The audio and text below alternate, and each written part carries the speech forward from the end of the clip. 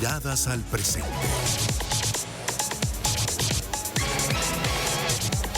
Análisis en la frecuencia de hoy. Son las 2:49 de la tarde. Vamos a conversar sobre los videojuegos, a propósito también de esta efeméride que recordábamos. Es una propuesta de nuestra compañera María Mejías, y por eso es un gusto darle la bienvenida a la doctora Rosa Pellegrino, psicóloga del Servicio de Atención Psicológica de SECODAP. Bienvenida, muy buenas tardes, gracias por acompañarnos, Rosa. Muchísimas gracias por el espacio. Gracias por estar con nosotros también en esta oportunidad, y le preguntamos en primer lugar sobre los juegos vistos como los villanos o como los grandes salvadores, los buenos de la película o los malos de la película. ¿Usted se inclina por cuál de las visiones? Mira, fíjate que yo lo comentaba mucho cuando hablo de estas cosas, y es que quizás es un error posicionarnos de manera tan rígida al hablar de tanto de los videojuegos como de quizás cualquier herramienta tecnológica en general, incluyendo las pantallas, pues, que dicen los papás, el iPad, el teléfono, cualquier otra cosa, porque realmente esas herramientas en sí son neutrales. Lo bueno o malo vendría dado más que todo por el uso que se le dé a cada una de esas herramientas o de esas actividades, de esas distracciones. En el caso de los videojuegos, hay incluso algún tipo de videojuego que pudiera hasta ayudar a ciertos niños a desarrollar, habilidades de resolución de conflictos, a de pronto explorar el tema de la creatividad. Inclusive hoy lo pensaba cuando hablaba de un juego que yo jugaba en su momento, pero que sigue existiendo, que es de computadora, que es los Sims, que es como toda esta simulación de tener una familia, una casa, un trabajo, de cómo mantener tu casa, de que no se te destruya, etcétera, etcétera.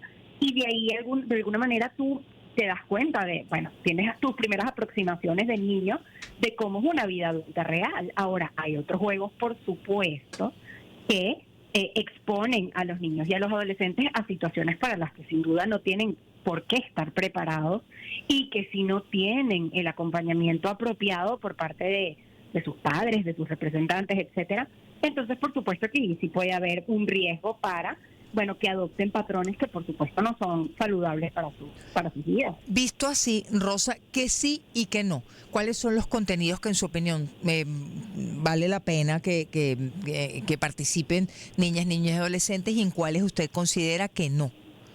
Claro, fíjate, yo creo que hay que hacer un balance a la hora de decidir, cómo hacer las cosas con el tema de los videojuegos, y hay dos cosas que hay que considerar. Lo que dices tú, la naturaleza del juego, porque no es lo mismo poner a un chamo a jugar, no sé, hay un juego que se llama Minecraft, que entiendo que a ellos les gusta porque también tiene que ver con, construir, o tienes tu aldea y vas armando tu casa, todo ese tipo de cosas, que ponerlo a jugar, no sé, una cuestión de guerras, que donde haya armas, donde haya cosas de ese estilo, que por supuesto un contenido altamente violento no le aporta muchas cosas positivas al desarrollo de un chamo que no tiene todavía la capacidad de digerir ese tipo de contenido.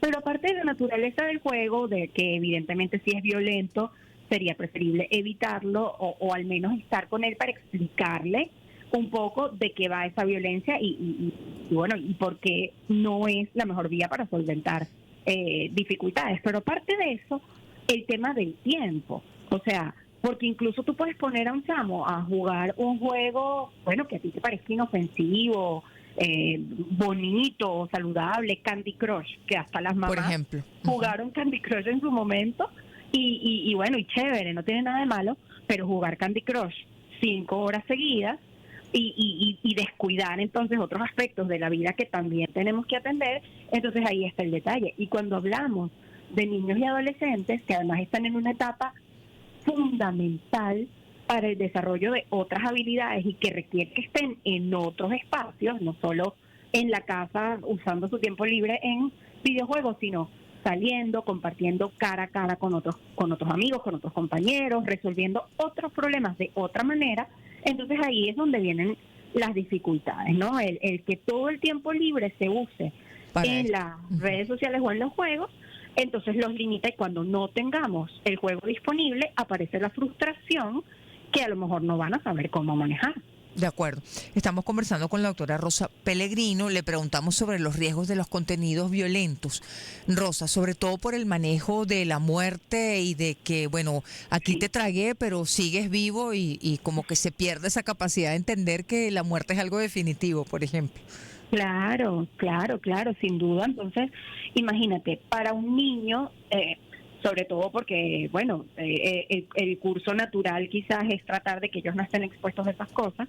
Para un niño la muerte es un concepto que es un poco efímero, es un poco complicado incluso para un padre poderle hacer entender pues de qué trata, ¿no? Cuando de pronto hay un evento familiar que implica que se le explique eso a los niños, pues es un proceso y es una dinámica en el que muchas veces los psicólogos también intervenimos. Entonces, en las primeras aproximaciones a lo que dices tú, a la muerte, a la muerte, sean de esa forma, porque generalmente en los videojuegos no se dan muertes naturales o Claro. se enfermó y fue al médico pero después se murió. No, o sea, suele ser algo agresivo, violento, explícito, bien gráfico, o sea, suelen ser cosas que, bueno, que no es lo común, que de alguna manera hiperboliza, por decirlo así, el fenómeno del que estamos hablando, pero entonces de alguna manera eso, por supuesto que tergiversa lo que ellos pueden estar pensando sobre eso, la manera en la que se relacionan con eso, y no solo eso, sino que además al ver que los problemas en los videojuegos se solucionan de esa forma, entonces, bueno, por supuesto que no lo van a llevar a cabo en la vida real o no es lo usual, pero sí empiezan a solucionar los problemas con, bueno, violencia, con golpes, Claro. con insultos, que es lo que de alguna manera pues adquieren cuando no tienen la apropiada supervisión pues de este tipo de cosas. Rosa, cerremos con el tiempo, porque usted llamaba la atención sobre 5 o 6 horas, increíble. Sí. ¿Qué reglas deberían regir el uso de los videojuegos en el hogar, por ejemplo?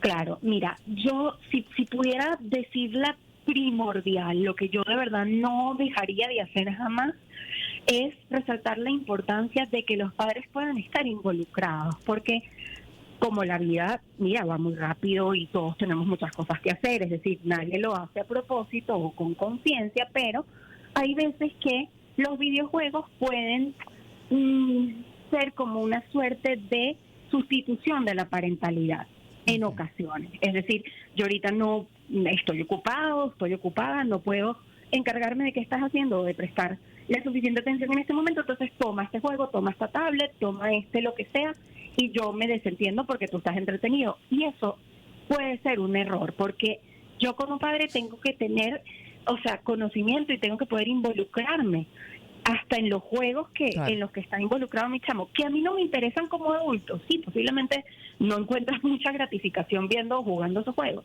pero es importante que tú estés involucrado sin invadir el espacio de tu hijo, pero sabiendo en qué está, porque esa es la única manera que tú tienes. Y por supuesto entender que está bien, después de que él haya cumplido con sus responsabilidades, él puede tener un tiempo de gratificación para jugar, si le gusta jugar su videojuego, pero que eso tampoco puede ser todo su tiempo libre. Uno tiene que también permitirles tener rutinas que impliquen otras actividades, y ellos se van a motivar en esas actividades en la medida en la que yo también me involucre en esas actividades, y que yo pueda dar también el ejemplo, porque yo no puedo decirle a mi hijo, mira, no puedes pasar 3 horas pegado Sí, yo en lo el hago, PlayStation, claro. si yo estoy 3 horas pegada en mi teléfono o en mi tablet. Eso no tiene sentido alguno. Claro. Entonces, el ejemplo, la incorporación de actividades alternativas en la rutina, no solo los videojuegos, y por supuesto la participación y el involucramiento de los padres, son 3 cosas que me parecen indispensables y fundamentales. Muchísimas gracias por acompañarnos. Feliz tarde. Gracias, doctora. Feliz tarde. Feliz tarde y gracias. 2:58 de la tarde. Despedimos esta conversación con la doctora Rosa Pellegrino, psicóloga del Servicio de Atención Psicológica de SECODAP.